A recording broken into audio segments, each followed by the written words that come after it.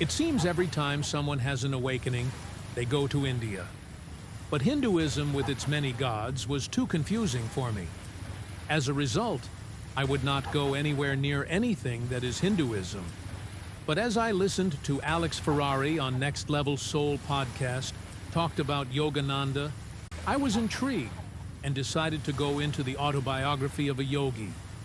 I listened to the entire book on audio and was captivated.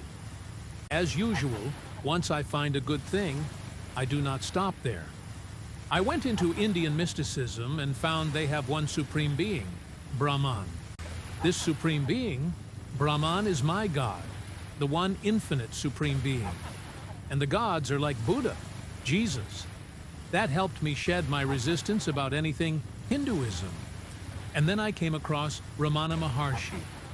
And that really drew me into the Indian mystics. Ramana Maharshi, with his silence. Silence being the best teacher for him. But what really struck me was what he taught about the real self. It took me a while to realize the real self is God, which means we are gods, part of God, fragments of God. And we could arrive at this real self through the practice of self-inquiry. I engaged in it, and one day it happened.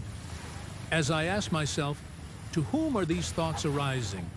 And answered, to me, to I. And kept watching the me or I, separating it from the thoughts. I found my real self emerging. As it emerged, the I dissolved into nothingness, and the real self took over. I engage in that practice every time I need to bring up the real self, to remind myself I have a real self and operate from the real self.